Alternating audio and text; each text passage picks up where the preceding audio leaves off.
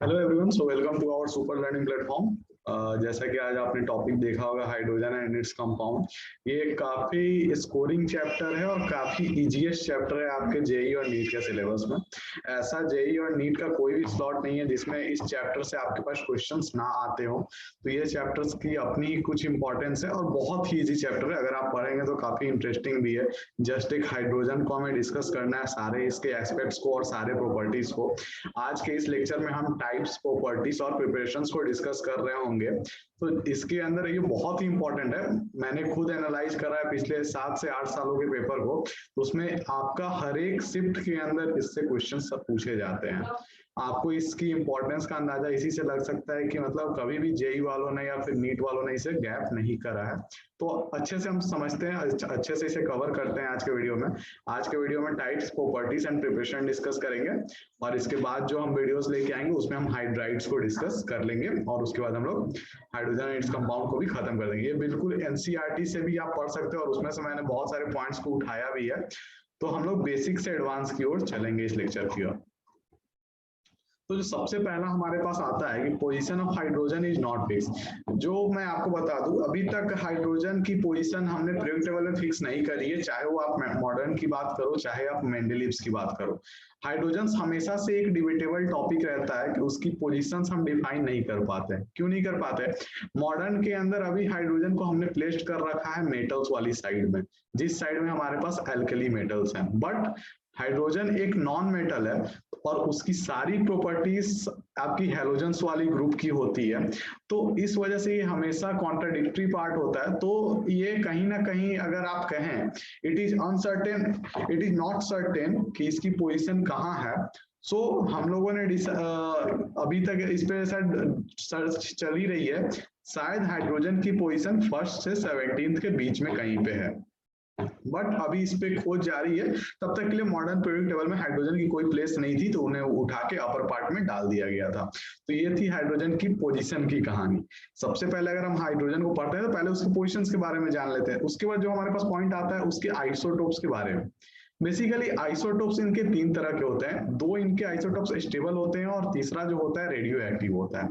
तो जो स्टेबल और रेडियो एक्टिव वाला जो पार्ट है, तो स्टेबल इनके 2 आइसोटोप्स होते हैं, हाइड्रोजन और ड्यूटेरियम, जिनका एटॉमिक मास 1 और 2 रेस्पेक्टिवली होता है। ट्रिटियम जो है वो रेडियो एक्टिव मटेरियल होता है। और अगर आप एटॉमिक मास की बात करें तो ये जो आप 1, 2 और 3 देख रहे हैं, ये इनके एटॉमिक मास हमने डिनोट कर रखे हैं। तो उस अकॉर्डिंग हाइड्रोजन से ट्रिटियम की ओर अगर हम बढ़ते हैं तो उनकी मास बढ़ रही होती है। अगर हम मेल्टिंग और बॉइलिंग पॉइंट की बात करें तो मेल्टिंग और बॉइलिंग पॉइंट सिंपल सा फंडा होता है कि अगर आपने मास बढ़ा रहे हैं तो मेल्टिंग और बॉइलिंग पॉइंट बढ़ेगा, क्योंकि वहां पे वैन डेर वाल्स फोर्सेस की बात आ जाती है। क्योंकि मेल्टिंग और बॉइलिंग पॉइंट बेसिकली आपके वैन डेर वाल्स फोर्सेस पे ही डिपेंड करता है। और अगर और स्पेसिफिक होके आप बात करें तो यहाँ पे वैन डेर वाल्स फोर्सेस में लंदन डिस्पर्सन फोर्स लगता है, दैट कॉल्स एलडी फोर्सेस। तो यहाँ पे वैन डेर वाल्स में भी अगर स्पेसिफिक बात करें तो हाइड्रोजन के अंदर लंदन डिस्पर्सन फोर्स काम करता है। अगर आप बॉन्ड एनर्जी की बात करें तो बॉन्ड एनर्जी भी अगर जितना आपका मास बढ़ रहा है, मास से ही अभी रिलेट कर सकते हैं हम, तो मास बढ़ रहा है तो बॉन्ड एनर्जी भी आपका इंक्रीज कर रहा होगा। यानी कि इन तीनों ये डायरेक्टली प्रोपोर्शनल होते हैं हाइड्रोजन के मास के अकॉर्डिंग। जो चौथा आता है बॉन्ड लेंथ। बॉन्ड लेंथ तीनों का इक्वल होता है। ये एनसीईआरटी से उठाई हुई टेबल है, तो इसमें कोई भी चेंजेस पॉसिबल नहीं है, क्योंकि ये एनसीईआरटी की एग्जैक्ट टेबल हमने यहाँ पे कॉपी करा है। जो दूसरी बात आती है अब इनकी टाइप्स की, तो ये और 2 टाइप्स में बांट सकते हैं। पहले तो हमने इनके आइसोटोप्स को देखा था, तो जो 3 टाइप्स के होते थे। अब जो हम दूसरे टाइप्स देखते हैं कि मॉलिक्यूलर हाइड्रोजन 2 टाइप में और एग्जिस्ट करता है। कौन से वो टाइप्स हैं? तो बेसिकली मॉलिक्यूलर हाइड्रोजन क्या करता है कि मॉलिक्यूलर हाइड्रोजन एक ऑर्थो और एक पैरा हाइड्रोजन की तरफ एग्जिस्ट करता है। ऑर्थो, अब ये ऑर्थो और पैरा क्या है? ये बेसिकली मॉलिक्यूलर हाइड्रोजन की स्पिन के ऊपर डिपेंड करता है। मॉलिक्यूलर हाइड्रोजन मतलब H2 मॉलिक्यूल की हम बात कर रहे हैं, तो यहाँ पे हम उसकी न्यूक्लियर स्पिन के ऊपर हम इसे डिवाइड करके रखते हैं कि हमने इसके मॉलिक्यूलर स्पिन पे डिवाइड करा। अब कैसे करा हमने? लेट सपोज हमारे पास 2 हाइड्रोजन है और इसमें दोनों के न्यूक्लियसेस हैं। तो यहाँ पे अगर इनकी स्पिन सेम होगी, या तो क्लॉकवाइज हो या फिर एंटी क्लॉकवाइज हो, लेकिन दोनों की अगर सेम है तो उसे हम ऑर्थो वाला हाइड्रोजन बोलते हैं। और अगर उनकी स्पिन डिफरेंट है तो उससे हम पैरा हाइड्रोजन बोलते हैं। यहाँ तक आपको क्लियर हुआ? काफी इजी है। ये पॉइंट आपके एनसीईआरटी में नहीं है, ये आपका एडवांस का पॉइंट है, लेकिन जेई वाले पूछ लेते हैं। दूसरी बात, अगर और हम स्पेसिफिक होकर ऑर्थो के बारे में डिस्कस करें तो ये सेम स्पिन जो अभी हमने डिस्कस करा, सेम स्पिन होता है इनके अंदर, या तो क्लॉकवाइज हो दोनों या फिर एंटी क्लॉकवाइज हो दोनों। पैरा हाइड्रोजन के अंदर ये ऑपोजिट स्पिन होते हैं प्रोटॉन्स के, या फिर एक क्लॉकवाइज हो तो दूसरा एंटी क्लॉकवाइज, अगर एक एंटी क्लॉकवाइज है तो दूसरा क्लॉकवाइज होना चाहिए। हमने ये भी डिस्कस कर लिया। नाउ अब हमारे पास जो थर्ड पॉइंट आता है कि पैरा हाइड्रोजन ये दोनों आपके पास इक्विलिब्रियम के अंदर रहते हैं, कि अगर आपने टेम्परेचर इंक्रीज करा तो आपके पास ऑर्थो मिलेगा, और अगर आपने टेम्परेचर डिक्रीज कर दिया तो आपके पास पैरा मिलेगा। तो एक चीज यहाँ पे देखने वाली और काफी इंटरेस्टिंग है कि आपने अगर स्टार्ट करा है यहाँ पे बनाना, तो ये आपने 25% रहता है एट रूम टेम्परेचर की हम बात कर रहे हैं, और ये आपके पास 75% रहता है।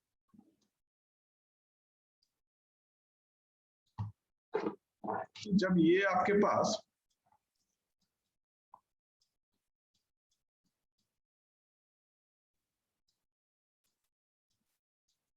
ये है इसकी वैल्यू रूम टेम्परेचर के ऊपर, जो स्टेटमेंट लिखी भी गई है मैं उसे थोड़ा समझाने का प्रयास कर रहा हूं।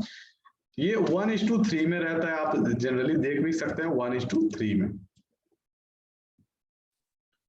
एक चीज और है, अगर हम यहाँ पे टेम्परेचर कम कर रहे हैं तो आप इधर से इधर की तरफ जा रहे हैं तो आपको ये 100% मिलता है at a very low temperature. बहुत अगर लो कर दिया आपने तो सारा का सारा पैरा हाइड्रोजन आपको मिल जाएगा, बट ऐसा कभी नहीं होगा कि आप पूरा पूरा पैरा को ऑर्थो में कन्वर्ट कर लो चाहे आप टेम्परेचर बढ़ा दो। आप टेम्परेचर रूम टेम्परेचर से ऊपर जैसे ही जाओगे ये फैक्टर जो है 75% से ऊपर इंक्रीज नहीं करता है। क्यों नहीं करता है? जैसे ही अगर आप टेम्परेचर इंक्रीज करते हो तो वहां पे ऑर्थो हाइड्रोजन ब्रेक हो जाता है एटॉमिक हाइड्रोजन के अंदर। ये इसकी एक बहुत ही इंपॉर्टेंट पॉइंट थी कि अगर आपसे कोई पूछे क्या टेम्परेचर कम करने पे पैरा हाइड्रोजन 100% मिलता है, बिल्कुल मिलता है।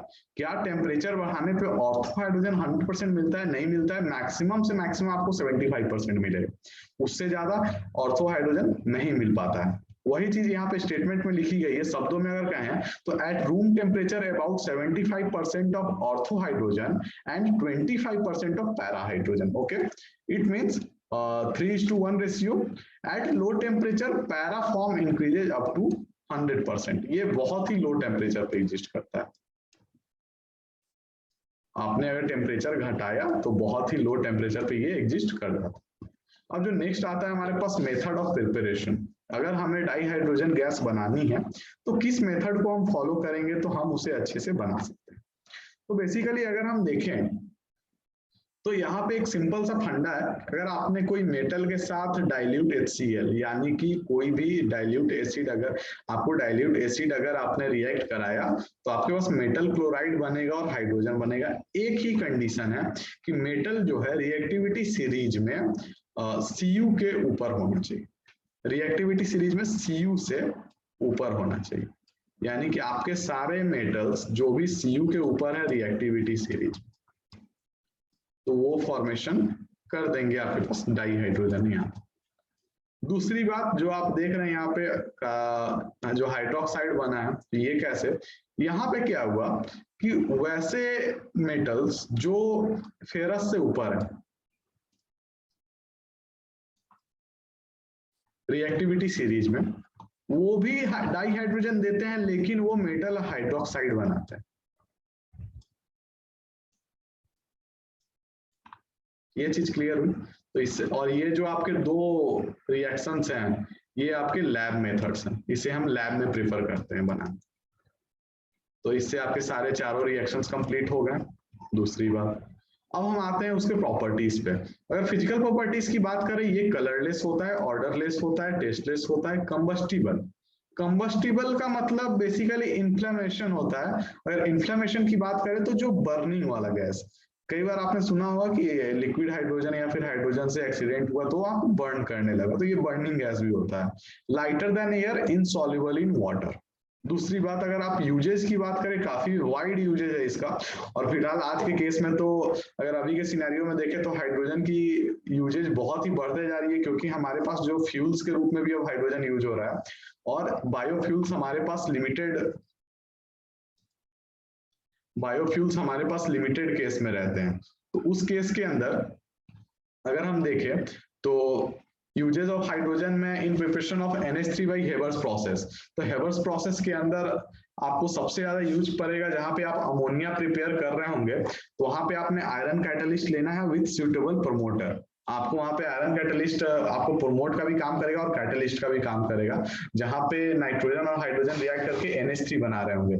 ये आपके पास कमर्शियल काफी ज्यादा यूज करा जाता है आपके इंडस्ट्रीज में। अमोनिया बनाने के लिए हम हेबर्स प्रोसेस ही यूज करते हैं।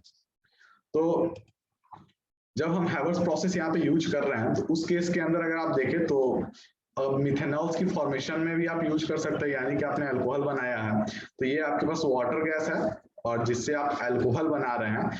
तो इस केस के अंदर आप क्या कर रहे होंगे कि वाटर गैस, CO+H2 को वाटर गैस भी कहते हैं, और सीन गैस भी आपने बहुत जगह पे देखा होगा, सीन गैस लिखा होता है। बेसिकली सीन गैस और सिंथेसिस गैस, उसे सिंथेसिस गैस को हम लोग शॉर्ट में सीन गैस बोलते हैं। तो आखिर इसे सीन गैस क्यों बोलते हैं? तो जब वाटर गैस की शिफ्टिंग करा के हम मिथेनॉल्स बना रहे होते हैं, तो उस केस में हम उसे सीन गैस भी, सिंथेसिस गैस या सीन गैस बोल देते हैं। तो अगर हम नेक्स्ट पॉइंट को देखें, as a reducing agent in metallurgy.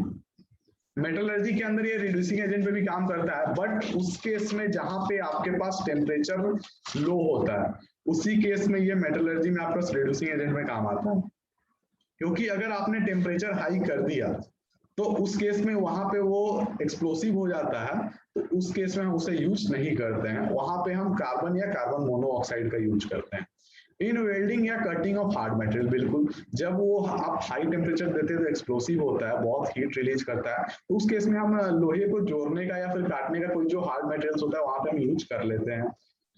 Fifth point, as a rocket fuel, जो अभी मैंने आपको बोला आजकल हम इसे फ्यूल के रूप में यूज करने लगे। Liquid hydrogen plus liquid O2। Liquid hydrogen आपके पास मैंने अभी बताया था कंबस्टिबल गैस होता है, और लिक्विड ऑक्सीजन सपोर्टर होता है बर्निंग में। तो उस केस के अंदर वहां पे वो सपोर्टर होता है, बहुत ही हाईली एक्सोथर्मिक रिएक्शन होता है, very very highly exothermic reaction, बहुत ही ज्यादा हीट प्रोड्यूस करने वाला, enormous amount of heat produce होती है इस रिएक्शन से, और इसे हम क्रायोजेनिक भी बोलते हैं। और अब जब आप देख भी रहे हैं कि लिक्विड हाइड्रोजन है तो बहुत ही लो टेम्परेचर होगा, क्योंकि अगर हाई टेम्परेचर होता तो गैस होता, और बहुत हमने लो कर रखा है तब लिक्विफिकेशन हो गया है गैस का। तो ये वहां पे एक पॉइंट मैटर करता है, जो अभी हमने स्पेसक्राफ्ट फ्यूल में हम यूज करते हैं अभी फिलहाल। अब एक और बहुत ही इंपॉर्टेंट रिएक्शन आती है जो हमें पता होना चाहिए, जो बहुत ही ज्यादा कमर्शियली यूज करा जाता है। तो बेसिकली जब आप कोक को स्टीम के साथ रिएक्ट कराते हैं एक हीटिंग पोजीशन पे, तो आप वहां पे कार्बन मोनोऑक्साइड और हाइड्रोजन बनाते हैं, जिसे हम वाटर गैस या सीन गैस बोलते हैं, सिंथेसिस गैस। तो CO+H2 बनता है। जब आप इस वाटर गैस को और भी H2O स्टीम में डालते हैं, जो कि रिवर्सिबल प्रोसेस होता है, जो फॉरवर्ड और बैकवर्ड इक्वली जाता है, उस केस के अंदर आप CO2 गैस और H2 गैस का फॉर्मेशन करते हैं। और इसी को जब आप वाटर डाल के शिफ्टिंग कराते हैं, तो उस केस को हम बोलते हैं वाटर गैस शिफ्ट रिएक्शन। यही होता है वाटर गैस शिफ्ट रिएक्शन। और बेसिकली जब आप दोबारा से यहाँ पे आपको हाइड्रोजन मिल रहा है, तो आपने तो एक बार पहले ही हाइड्रोजन क्रिएट करा था, आपने दोबारा फिर से हाइड्रोजन क्रिएट करा, तो यहाँ पे इसकी अमाउंट बहुत ही ज्यादा बढ़ जाती है। तो ये मेथड सबसे ज्यादा प्रिफरेबल होता है हमारे पास हाइड्रोजन गैस बनाने के लिए। दूसरी बात, आप हाइड्रोकार्बन्स की कंबशन रिएक्शन तो जानते ही है कि आपने O2 डालना, आपने CH4+H2O लेके O2 के अंदर डालना, तो CO2+H2O मिल जाता है। बट अगर आपने O2 लिमिटेड में लिया उस पोजीशन में, तो आपके पास फिर से वाटर गैस बनेगा CO+H2। फिर से वहां पे अगर आपने वाटर स्टीम लेके रिवर्सिबल रिएक्शन कराया, तो आप वाटर गैस या शिफ्ट रिएक्शन पहुंच सकते हैं फिर से उसी पोजीशन पे। तो ये जो दो प्रोसेस है, इसे बहुत ही ज्यादा कमर्शियली यूज किया जाता है, क्योंकि ना कोक ही महंगा है ना हाइड्रोकार्बन महंगा है। तो उस केस के चलते इसे हम बहुत ज्यादा यूज करते हैं अपने कमर्शियली हाइड्रोजन की प्रिपरेशन के लिए। तो ये हमारा यूज होता है। और O2 की तो बात आप जानते ही है कि अगर आपने एक्सेस में लिया है तो कंबशन की रिएक्शन का प्रोडक्ट ही होता है कार्बन मोनोऑक्साइड प्लस वाटर। तो आज के लेक्चर में हमने प्रिपरेशन देखा, टाइप्स देखा, प्रॉपर्टीज देखा। नेक्स्ट लेक्चर में हम हाइड्राइड्स को डिस्कस कर रहे होंगे, जहां पे आपको डिफरेंट टाइप्स ऑफ हाइड्रोजन के हाइड्राइड्स और बहुत ही उसके हाइड्राइड्स की प्रॉपर्टीज और रिएक्शंस को डिस्कस करेंगे। बेसिकली अभी बहुत इंपॉर्टेंट पार्ट्स इसका बाकी भी है अभी, और आज जो मैंने कुछ रिएक्शंस बताया उसे आप जरूर नोट करें और इसके प्रिपरेशंस वाले पार्ट को देखें और इसके प्रॉपर्टीज को। तो तब तक के लिए अपना ध्यान रखें और सुरक्षित रहें। जय हिंद।